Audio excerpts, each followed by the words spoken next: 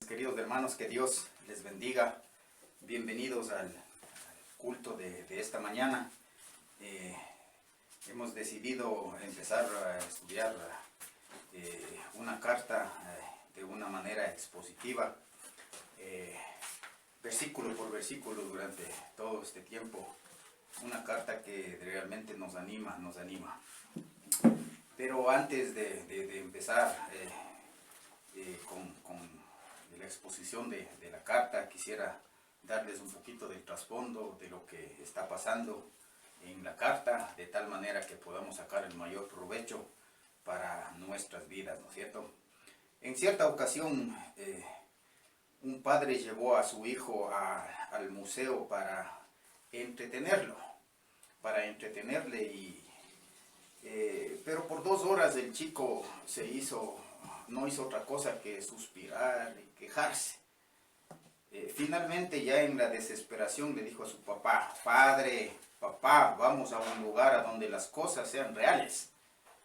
Y le cuento esta historia porque algunas personas piensan lo mismo en cuanto a cuando leen la Biblia. Piensan exactamente lo mismo. Se figuran que están en un museo religioso, mirando artefactos antiguos que no tienen significado para la vida en el mundo científico de hoy. Tremendo. Así le ven la Biblia a algunas personas, pero están completamente equivocados.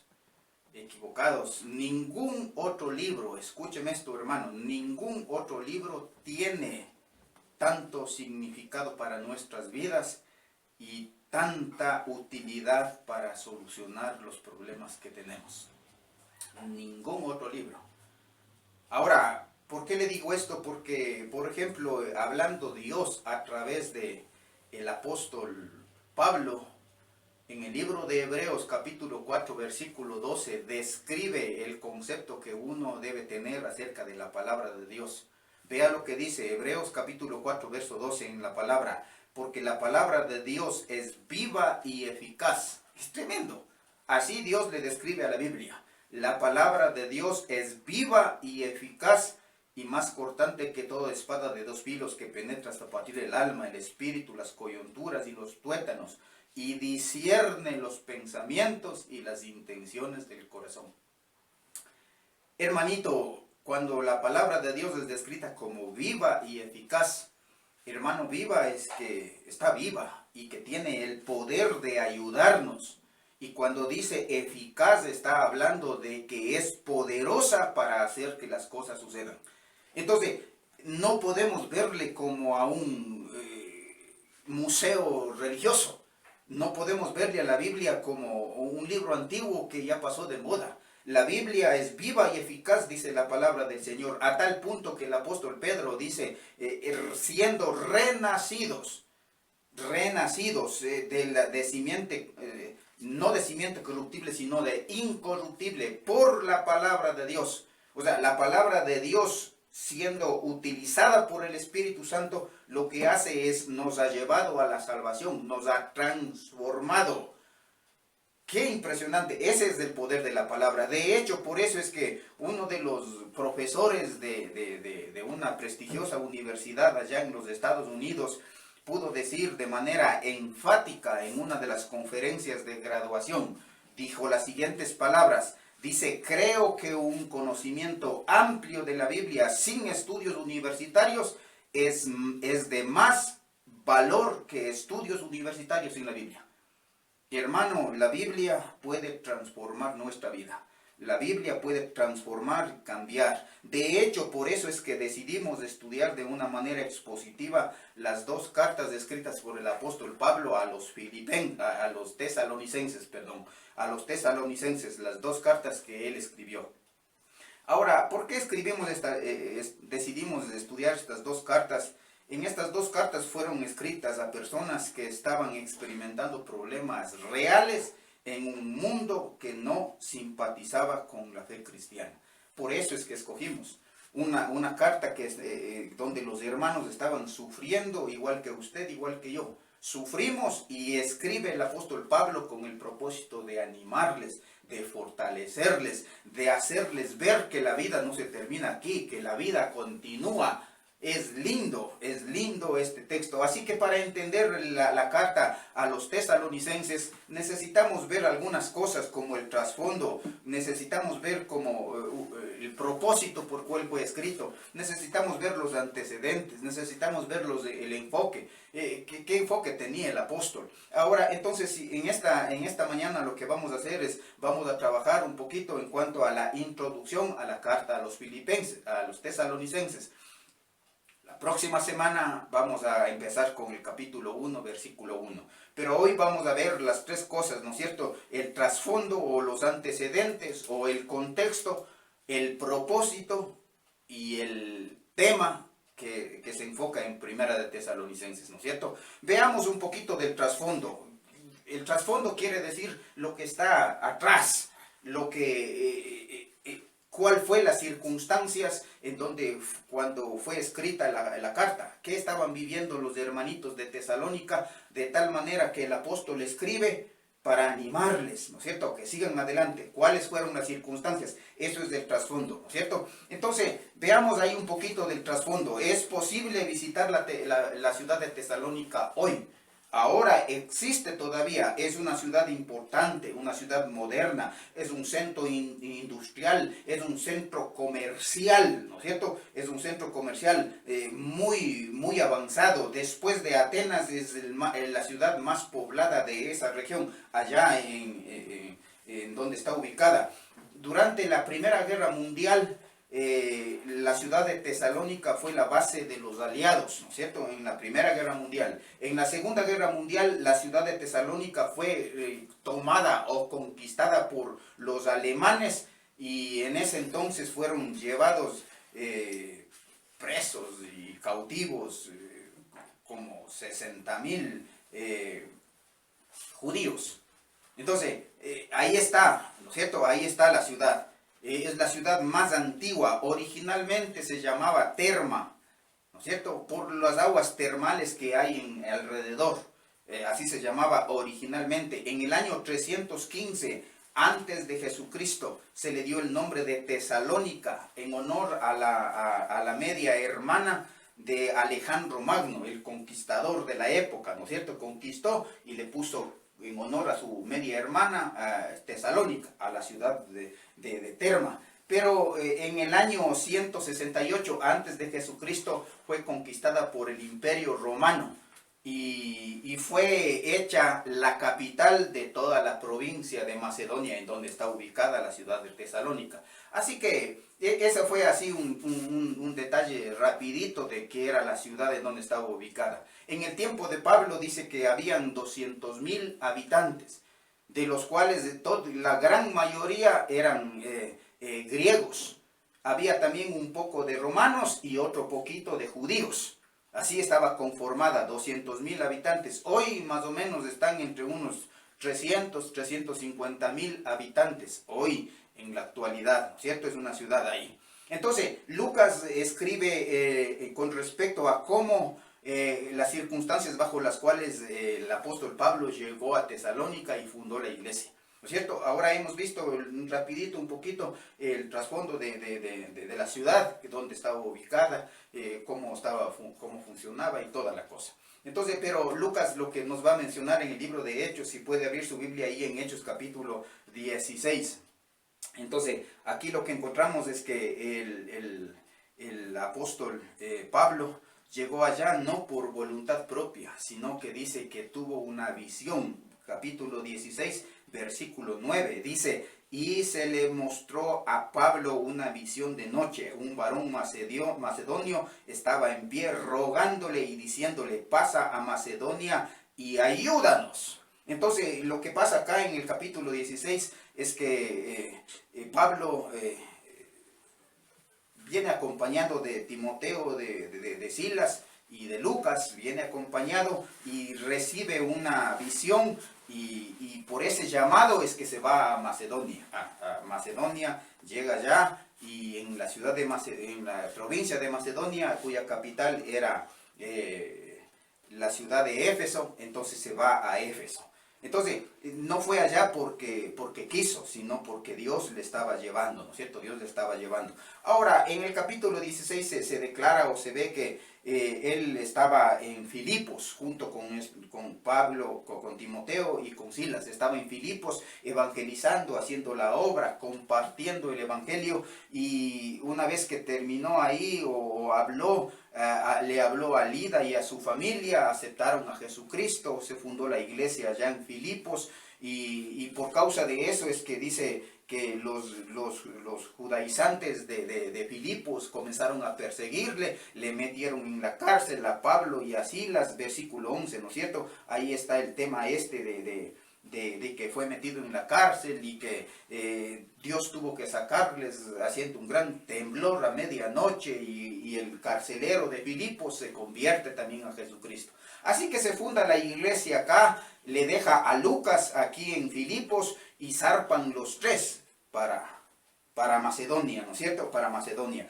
Así que llegamos al capítulo 17. ¿No es cierto? Entonces, en el capítulo 17, versículo 1 dice, pasando por Anfípolis y Apolonia, llegaron a Tesalónica. ¿Quiénes llegaron? Los tres personajes, Pablo, Silas y Timoteo. Llegaron ¿para qué? Para hacer el ministerio, para compartir, porque eso era la labor, esa era la función, para eso fue llamado el apóstol Pablo, hacer el ministerio. Entonces llegan a Macedonia y ahí lo que hacen primerito, donde había una sinagoga de los judíos.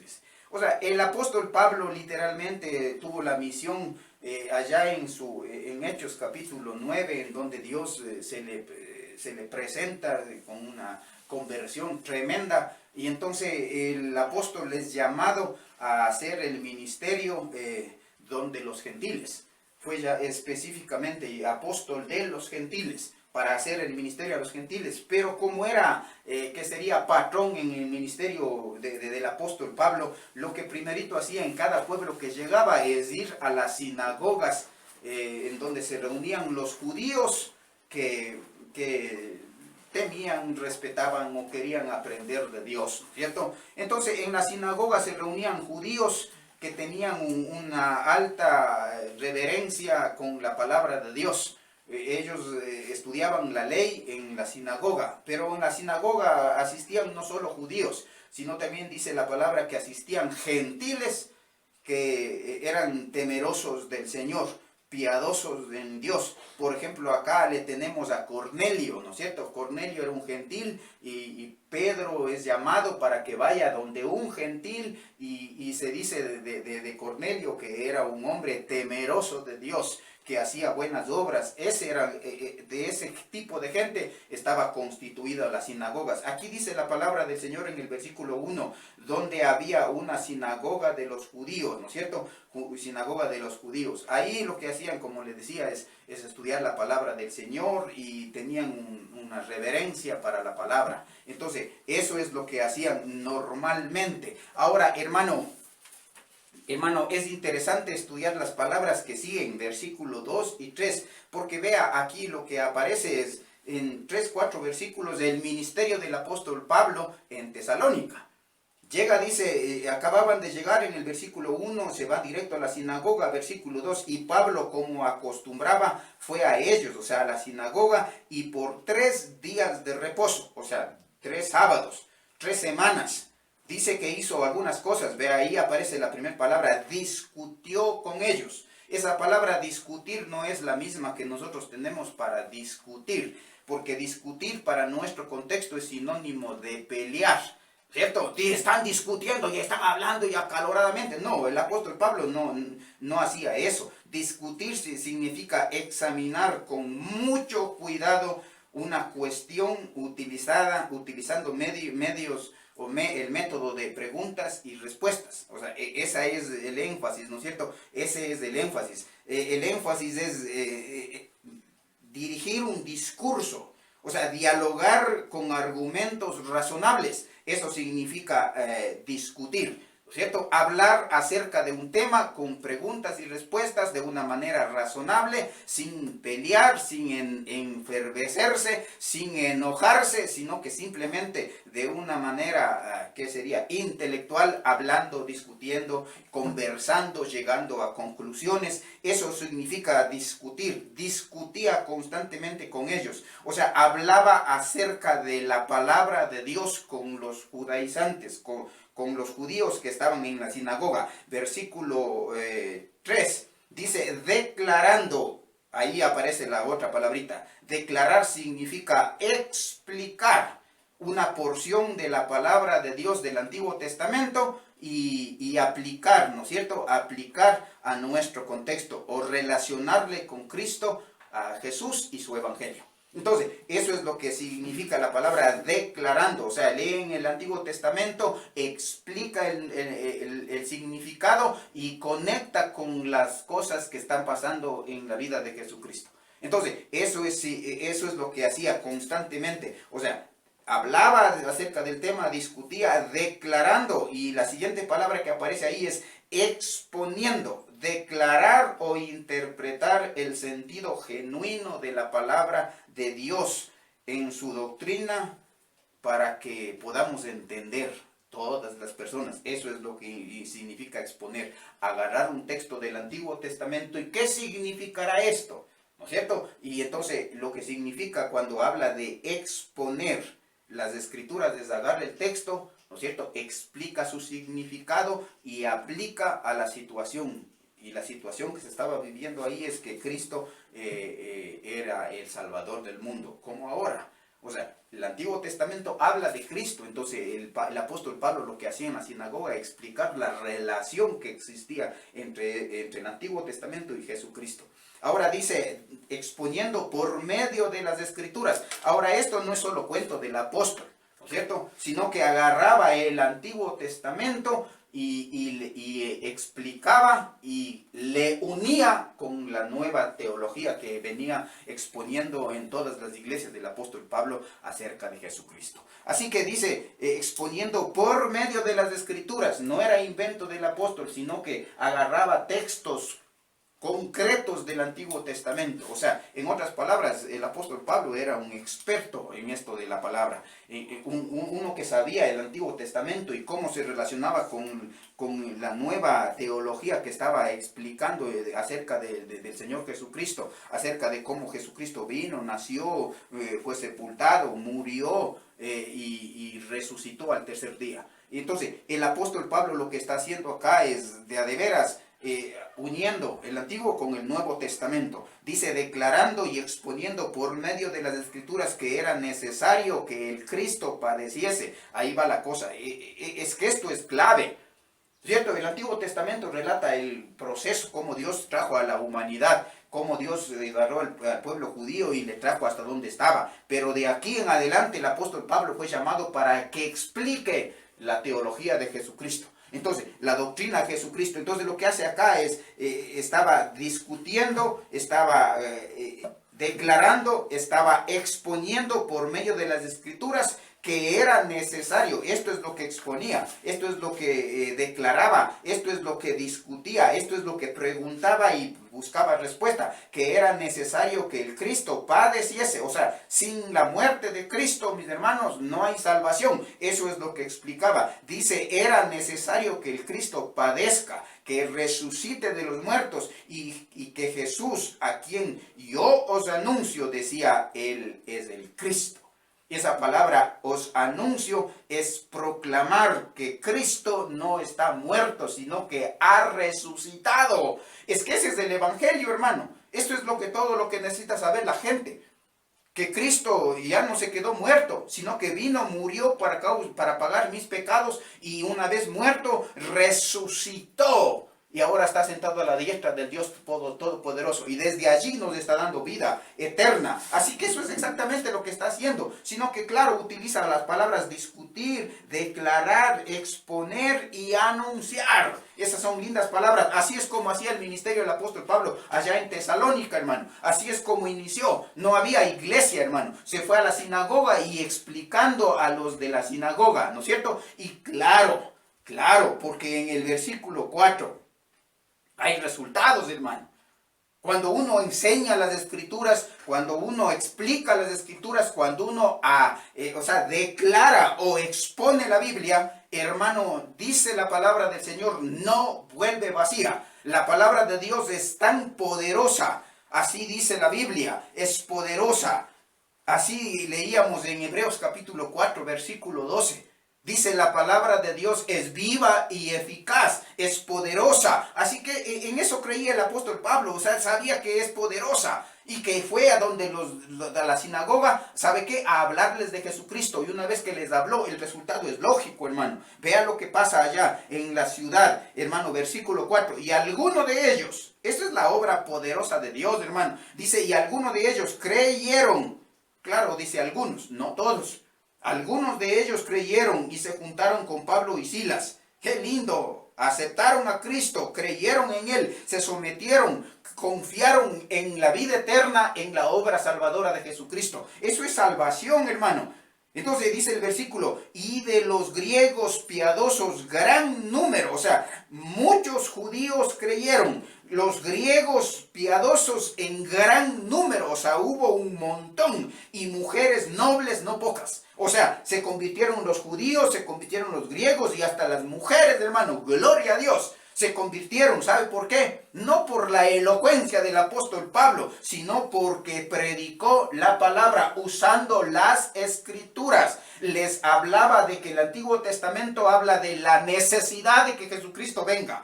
Entonces, al hablarles de Jesucristo, ¿sabe qué hace Dios? A través de su Espíritu lo que hace es respaldar con poder y toca el corazón de la gente, abre el entendimiento de la gente y la gente comprende. Y la gente lo que hace es reaccionar a la palabra que el apóstol Pablo estaba exponiendo. La palabra es poderosa, no el apóstol, hermano. El apóstol solo es un instrumento, un instrumento. Así que la palabra es poderosa, pero claro, versículo 5 lo que encontramos es que entonces los judíos que no creían, porque habían los que creían y los que no creyeran, porque en el versículo 4 dice, y algunos de ellos, de los judíos, creyeron, pero de los que no creyeron, porque siempre hay lo mismo, el diablo está ahí para cegarnos el entendimiento y no dejar que la luz del evangelio resplandezca. Así que eso es lo que pasa acá. El apóstol Pablo expone las escrituras y el Espíritu convence a los que son salvos, hermano, a los que reaccionan, a los que están ahí llamados por el Señor. Dice el versículo 5, pero entonces los judíos que no creían, teniendo celos, tomaron consigo algunos ociosos, hombres malos, y juntando una turba alborotaron la ciudad y asaltando la casa de Jasón procuraban sacarlos del pueblo. ¡Qué tremendo, hermano! Así que siempre sucede lo mismo. En cada pueblo que Pablo va a predicar, sucede lo mismo. En Éfeso sucedió lo mismo. En Filipo sucedió lo mismo. Hasta en la cárcel les metieron. Pero el apóstol sigue predicando porque sabe que la palabra de Dios es poderosa. Así dice en Romanos capítulo 1, 16, en donde dice la palabra, o sea que de veras la palabra de Dios, el evangelio es poder de Dios. Entonces eso es lo que vemos acá, lo que predica es del evangelio, y el evangelio es el poderoso, así que la gente acepta a Cristo. Los que no aceptan les persiguen, y claro, es difícil cuando dice tenían celos. Y esa palabra celos lo que explica es el puro corazón de los judíos. No les perseguían porque aborrecían a Jesucristo, sino que tenían envidia al ver el poder que fluía a través del apóstol, porque Dios usaba al apóstol Pablo para llevar el evangelio. Así que tenían celos, tomaron consigo a hombres ociosos, les pagaron, hermano, para que vayan a hacer el alboroto esta gente. Porque así es la gente, hermano. Eso es pura obra del diablo, hermano. Así es. Pero la cosa es que no termina ahí. Al ver que asaltan la casa de Jasón, les agarran, les meten presos. No estaba el apóstol Pablo, ni Timoteo, ni Silas ahí, pero los hermanitos que estaban ahí en la casa de Jasón. Dice que les agarraron, les metieron en la cárcel y les enjuiciaron, hermano.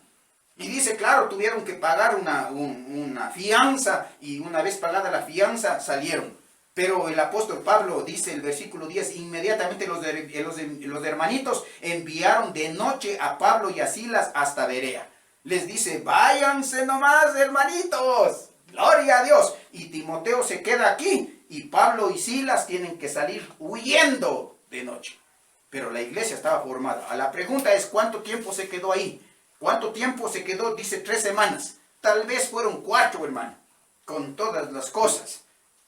No sé cuánto tiempo más, hermano. No sé exactamente cuánto tiempo más. Pero lo que sí sé es que aún la iglesia de Filipos mandó 2 ofrendas para apoyarle económicamente en el ministerio del apóstol Pablo a esta ciudad. Mientras él estaba haciendo el ministerio en este mes, o no sé cuánto tiempo más, no sé. Hermano, pero acá la iglesia de Filipos le mandó ofrendas para sostener el ministerio. Y según lo que él mismo escribe en Primera de Tesalonicenses capítulo 2, versículo 9, dice que él estaba en la cárcel. ¿No es cierto? En la cárcel, hermano, estaba. Dice el capítulo 2, versículo 9. Dice, porque os acordáis, de hermanos, de vuestro trabajo y fatiga, como trabajando de día y de noche, no para ser gravosos a ninguno de vosotros, os predicamos el evangelio de Dios. Entonces, él estaba trabajando, haciendo carpas, hermano, para sustentar la comida que él necesitaba junto con sus 2 amigos, ¿no es cierto? Con sus 2 hermanitos. Él trabajaba.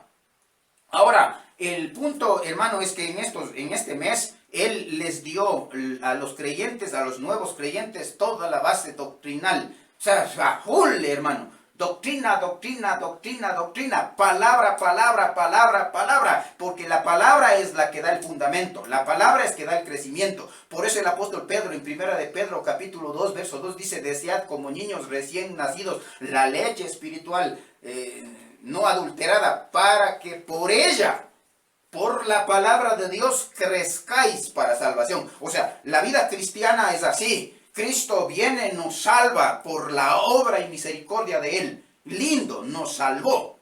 Es precioso, hermano. Pero ¿sabe qué? Aquí el texto dice que es nuestra responsabilidad buscar la manera como crecer. Y el único alimento espiritual que tenemos es la palabra. Así que vea, con la palabra esta gente creció, creció, creció, creció. Y como vamos a ver en Primera de Tesalonicenses, cuando habla a la iglesia, hermano, es tremendo cómo esta gente, cómo creció, hermano.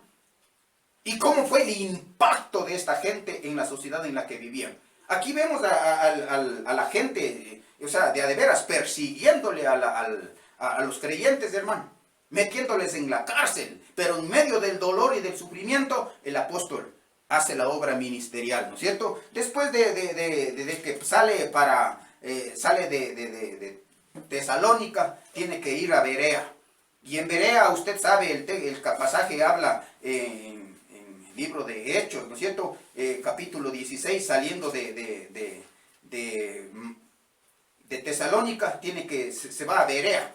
Y allá se van los hermanitos de Tesalónica, bueno, los hermanitos, los judíos, los enemigos, aquellas personas que salieron persiguiéndolo, de esos del verso 5. Entonces los judíos que no creían tuvieron celos, les metieron en la cárcel, les pegaron y toda la cosa. En el versículo 13 del capítulo 17 dice, cuando los judíos de Tesalónica supieron que también en Berea era anunciada la palabra de Dios por Pablo, fueron allá y también alborotaron a las multitudes. Es que es tremendo. Así es el diablo. Así son los enemigos. Así es el mundo. Así son los paganos, hermano. Los que no creen en Jesucristo. Puros instrumentos del diablo para oponerse a. Pero Dios dijo en su palabra, yo edificaré mi iglesia. Es tremendo el Señor, el poder de Dios obrando de una manera extraordinaria a través del apóstol Pablo, de Silas y de Timoteo, ¿no es cierto? Así que de aquí tienen que salir igualmente huyendo.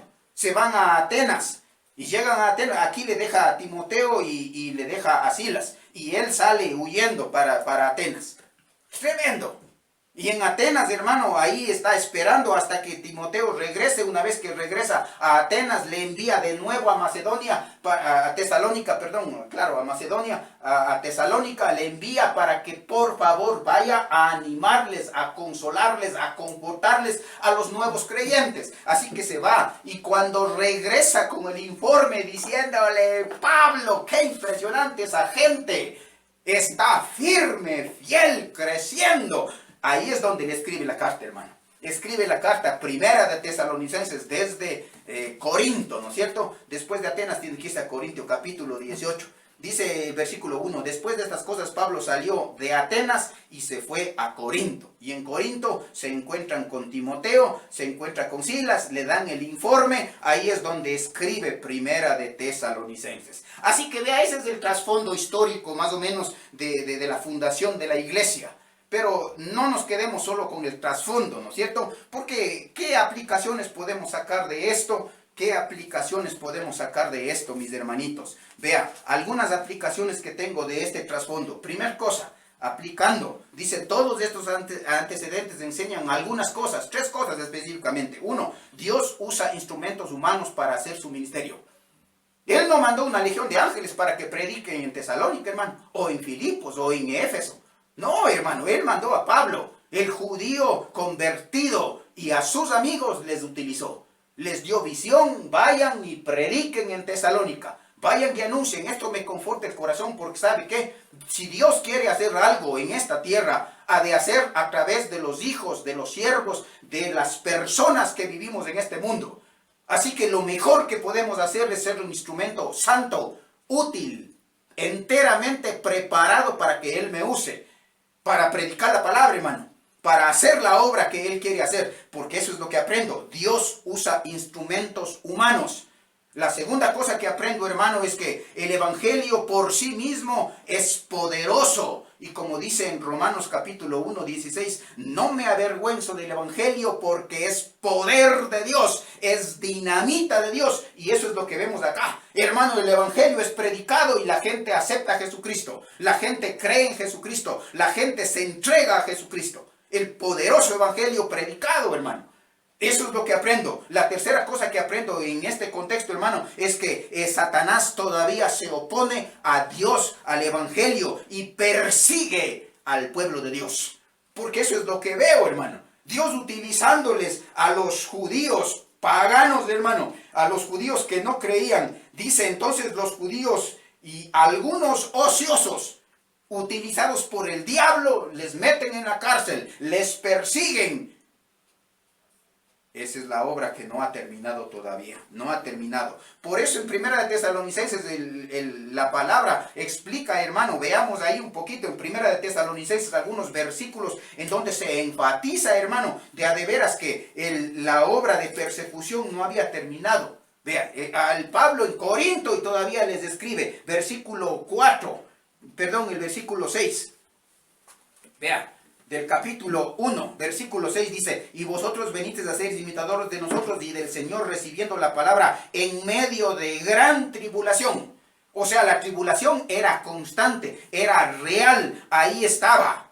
En el capítulo 2 habla exactamente de lo mismo. Vea el versículo 14, dice, porque vosotros, hermanos, vinisteis a ser imitadores de las iglesias de Dios en Cristo Jesús que están en Judea, pues habéis padecido de los de vuestra propia nación. O sea, los vecinos, los amigos, los compañeros, las personas que están ahí, esos les persiguieron por aceptar a Jesucristo, hermano. Ahí están, hermano. En el capítulo 3, versículo 3, vea lo que dice, a fin de que nadie se inquiete por estas tribulaciones.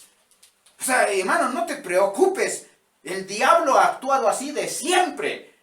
Nos persigue, nos hace la vida difícil y hay dolor, hay angustia y padecemos, somos atribulados, pero la palabra tiene que seguir siendo predicada. En este ambiente en el que estamos viviendo, hermano, hay que aprovechar las oportunidades, hermano. Esa es la razón por la que me estoy lanzando a esta cosa de predicar por medio de este medio, hermano.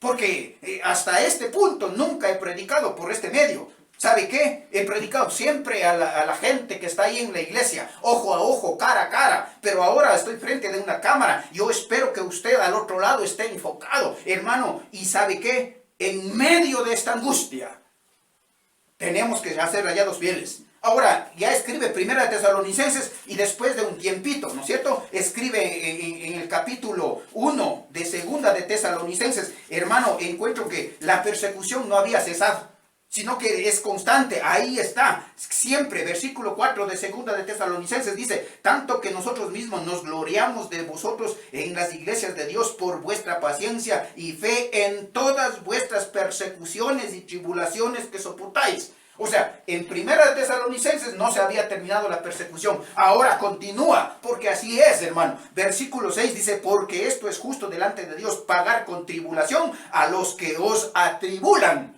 O sea, hermano, es tremendo. Pero esa es una realidad, eso es la realidad. La gente de Tesalónica estaba sufriendo, mis hermanitos, sufriendo persecución. Era cuestión de vida o muerte. Hermano, y aún en ese contexto, los hermanitos de esa iglesia, cómo han crecido, estaban con ánimo, estaban firmes y constantes, creciendo en la obra del Señor.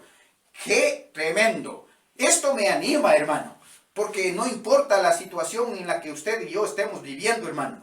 No importa la angustia, el sufrimiento que padezcamos. ¿Sabe qué? Mi Dios está en el completo y control soberano de todo. Él está en el control. Él controla el coronavirus, Él controla la enfermedad, Él controla la muerte. No es que Dios está preocupadísimo, o sea, ¿qué pasó? Se me fue de las manos y se murieron. No, hermano, Dios está en el control. Esa es la confianza que el Pablo y los hermanitos debemos tener. Puestos los ojos en Jesús, el autor y consumador de nuestra fe, corramos la carrera que tenemos por delante. El Señor es fiel. Y Él nos ha de sostener. Él es más grande que el diablo, hermano. Él es todopoderoso. El diablo es poderoso, pero Dios es todopoderoso. Él es el Señor, el absoluto, el todopoderoso que está en el control de todo lo que sucede en esta tierra, hermano. Es que así que eso me anima, hermano, saber que mi Dios está en el completo control. Veamos un poquito de los propósitos. ¿Para qué escribió el apóstol Pablo Primera de Tesalonicenses y Segunda de Tesalonicenses? De una manera rápida por causa del tiempo, ¿no es cierto? Dice, ¿por qué escribió el apóstol Pablo estas cartas? ¿Para qué? Bueno, hay 3-4 razones. La primera dice, escribió para asegurar a los amigos que les amaba, hermano. Asegurarles a los hermanitos de Tesalónica, hermanitos, les amo con todo mi corazón. Para eso les escribe. ¿Sabe por qué? Porque tuvo que salir huyendo de noche, escondido, hermano. Y habían falsos maestros allí en Tesalónica que estaban intentando desacreditar el ministerio y el testimonio del apóstol Pablo. Estaban diciendo que era uno de esos charlatanes ambiciosos que solo predica para enriquecerse. Entonces el apóstol Pablo, ya vamos a llegar en 1 Tesalonicenses capítulo 2, lo que hace es defender su ministerio. Y les dice a los hermanitos, les amo, estoy dispuesto a poner mi plata, mi persona, mi vida, con plata y persona, hermano, estoy sirviéndoles. No estoy buscando la plata, sino que les busco a ustedes. Yo estoy preocupado por su alma, por su vida. Entonces tiene que escribirles. La segunda razón por qué tiene que escribirles es para arraigarles en la doctrina de la fe cristiana, para ayudarles a que puedan crecer y particularmente en un tema precioso, referente a la venida de Cristo. Porque muchos, claro, Pablo les había predicado que el Señor iba a venir en el aire y que nos iba a llevar, hermano. Eso les había predicado. Y entonces los hermanos de Tesalónica habían experimentado en las persecuciones aún la muerte. Los creyentes habían muerto y los creyentes que estaban vivos estaban preocupados porque si dice que el Señor viene a llevarnos en el aire, ¿qué va a pasar con los muertos? ¿Qué va a pasar con los muertos en Cristo? Así que el apóstol Pablo tiene que escribirles para afirmarles y decirles la verdad, para consolarles en Cristo. Y hermano, frente a lo que estamos viviendo, la gente se muere y se muere un montón. Vemos las noticias y se pronostica que se va a triplicar hasta octubre los muertos por esta cosa del coronavirus. Y eso nos preocupa, nos angustia muchas veces. Pero ¿sabe qué? Dios tiene el control. Nadie se muere en la víspera. Nadie se muere fuera de la voluntad de Dios. Si Dios nos permite morir, ¡qué lindo! ¿Sabe por qué? Porque aquí en Tesalonicenses nos afirma que el Señor viene por los muertos en Cristo y por los vivos en Cristo. Y entonces es lindo, hermano, es lindo saber esa palabra. Así que eso es lo que hace el apóstol Pablo, animarles a los hermanitos, animarles, ¿no es cierto? Animarles a que se mantengan firmes y constantes. Otro tema que habla es, mientras Cristo viene, Uno tiene que vivir en santidad, hermano. Tiene que vivir. Les animó a vivir una vida santa. Eso es lo que encontramos en 1 Tesalonicenses capítulo 4. O sea, hay que vivir de una manera santa. Y claro, en el contexto de ellos, hermano, era difícil porque las tentaciones a la inmoralidad sexual eran abundantes en ese contexto específico. Al ladito estaba la ciudad de Éfeso, ¿no es cierto? En donde se adoraba a la gran diosa Diana, en donde tenía un montón de sacerdotisas prostitutas que servían en el templo.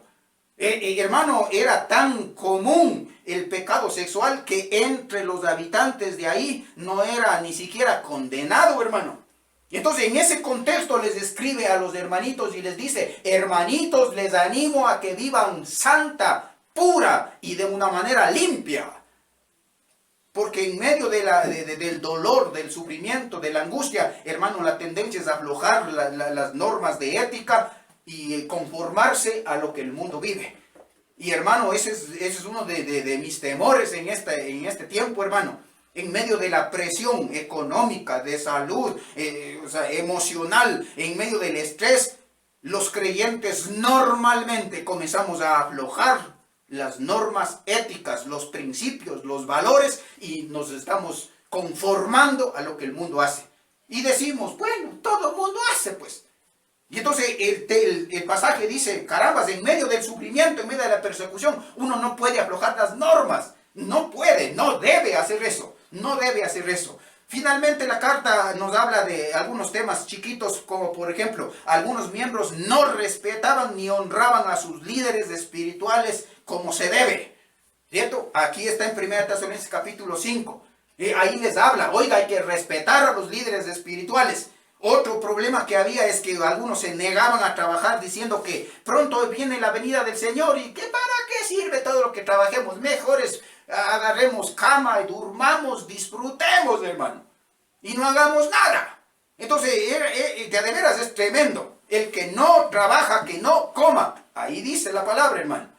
Ya vamos a llegar a ese texto. Otro de los temas que había era una confusión en cuanto a los servicios públicos, hermano. Alguna confusión ahí. Así que por estas razones les escribe, ¿no es cierto? Les escribe a los hermanitos. Pero el tema principal, el enfoque principal de 1 y 2 de Tesalonicenses, ¿sabe cuál es? Es que el mensaje de la venida del Señor Jesucristo. Jesucristo pronto regresa. Ese es el mensaje del corazón. Este es el tema básico que encontramos en 1 y 2 de Tesalonicenses. La segunda venida de Cristo. ¿Cuándo viene? ¿Y cómo debe afectar ese principio en nuestra vida diaria? ¿Cómo puede ayudarnos a ser más espiritual? Saber que Cristo pronto regresa. Ese es el tema básico. Y en cada capítulo el apóstol termina hablando de ese tema. La venida de Cristo. Capítulo 1 de 1 Tesalonicenses, versículo 10 dice: y esperar de los cielos a su Hijo. Eso es lindo. Me voy y regreso. En Juan 14 dice: no se turbe vuestro corazón, creéis en Dios, creed también en mí. Si en la casa de mi Padre hay muchas moradas, yo me voy a preparar, pues. ¿Y sabe qué? Y cuando estén listas, ¿sabe qué? Yo regreso y les tomo y les llevo para que donde yo estoy, vosotros también estéis. Entonces, esperar de los cielos es un tema de esperanza para los creyentes. Esperar de los cielos a su Hijo, al cual resucitó de los muertos, a Jesús, quien nos libra de la ira venidera. ¡Qué lindo! Él viene y nos libra y nos saca. La ira venidera habla de la tribulación. O sea, la iglesia ha de ser arrebatada antes de la tribulación y llevada al cielo. ¡Qué lindo, hermano! Capítulo 2, la última parte. Versículo 19 y 20. Vea: porque ¿cuál es nuestra esperanza, o gozo, o corona en que me gloríe? ¿No lo sois vosotros delante de nuestro Señor Jesucristo en su venida? Eso es lindo. En su venida. Ustedes van a ser presentados como mi corona, como mi gozo. O sea, acá está hablando del evangelismo y del servicio. No está desconectada la promesa de la venida. Debe cambiar la manera en cómo trabajo, cómo sirvo, cómo evangelizo. Porque dice, ustedes, hermanitos, son mi corona. Les compartí el evangelio y por la gracia de Dios aceptaron a Cristo. Y entonces ustedes son mi corona cuando Cristo regrese. Capítulo 3, versículo 11.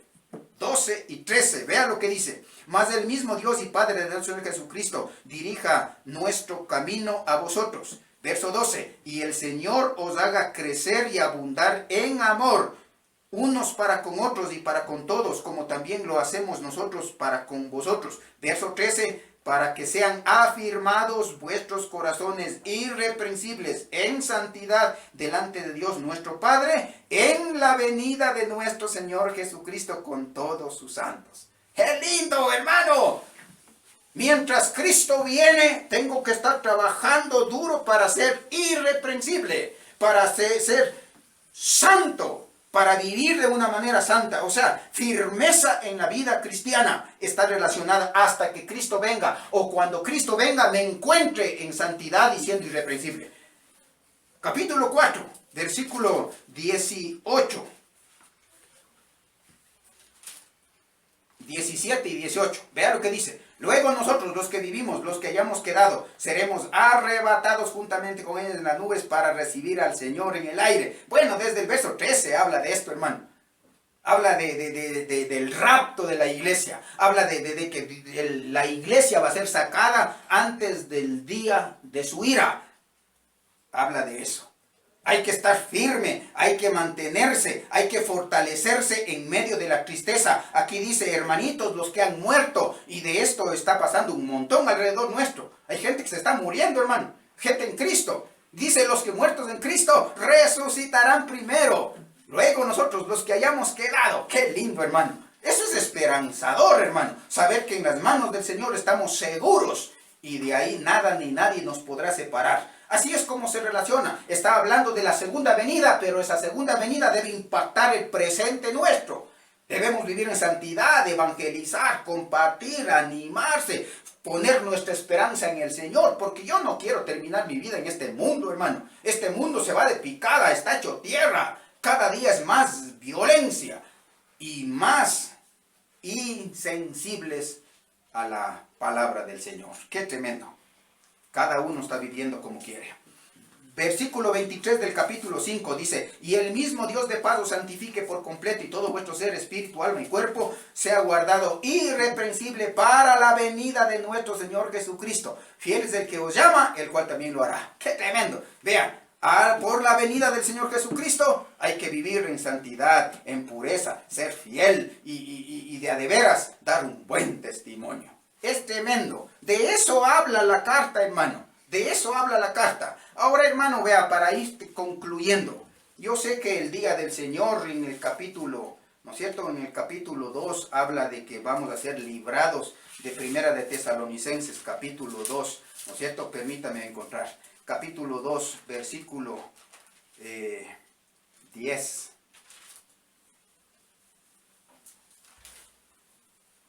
Perdón, el capítulo 1, versículo 10 dice, y esperar de los cielos a su Hijo, el cual resucitó de los muertos, a Jesús, quien nos libra de la ira venidera.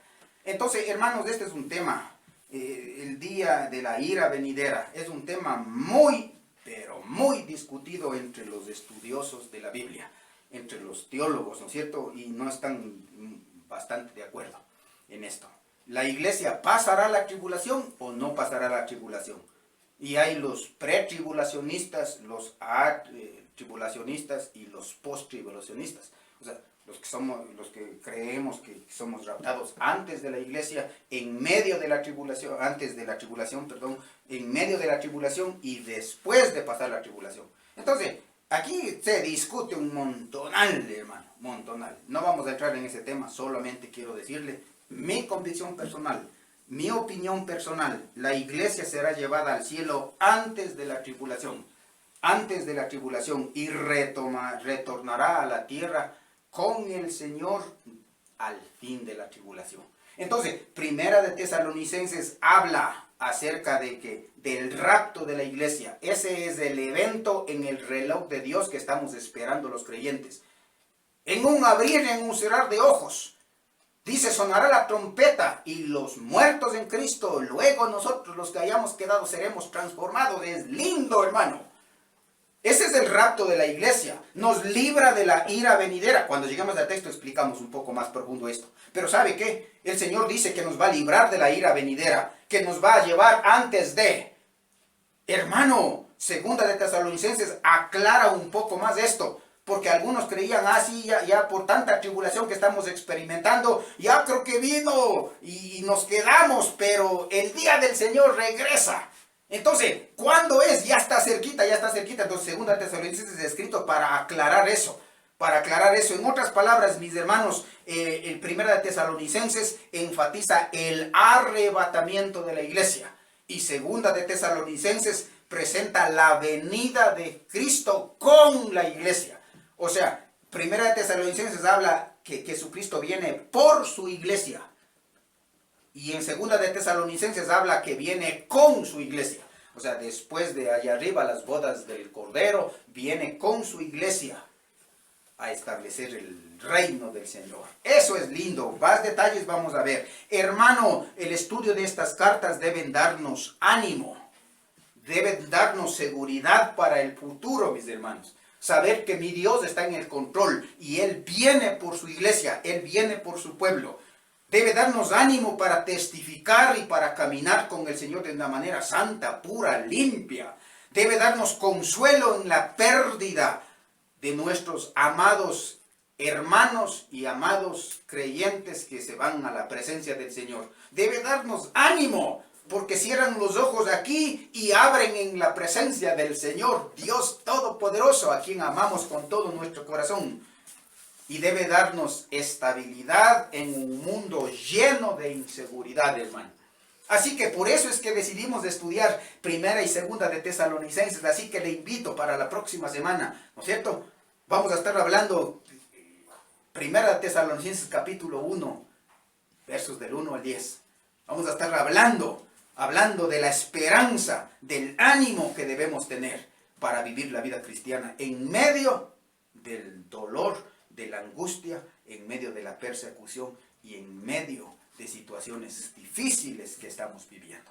¿Cómo mantener la fidelidad a nuestro Dios en medio de circunstancias difíciles en donde el diablo está aprovechando para desanimarnos, para obstaculizar que nosotros crezcamos en la vida cristiana? Así que le animamos, mi hermano. Mi Dios, bendito sea tu nombre. Gracias en esta mañana, mi Señor, por tu palabra, por el ejemplo de Pablo, de Timoteo, de Silas, de Lucas. Gracias por cómo es que ellos hicieron el ministerio, mi Señor. Fundaron la iglesia, tú les respaldaste con poder, mi Señor. Yo te ruego, Padre, que ese respaldo también sea para nuestras vidas. Que nos ayudes, Padre. Ayúdanos, Padre, a ser fieles en medio de persecución, así como ayudaste a los hermanitos de Tesalónica, mi Señor. Fieles en medio de la persecución. Crecían, se mantenían limpios. Ayúdanos a nosotros también a poner toda nuestra esperanza, toda nuestra confianza en la palabra poderosa que está enfrente de nuestras manos, mi Señor. En esa palabra en donde encontramos promesas maravillosas, mi Señor. En el nombre precioso de tu Madre. Amén. Dios les bendiga, mis hermanitos. Primero Dios, y en la voluntad de Él nos vemos la próxima semana. Por este mismo medio, Dios les bendiga.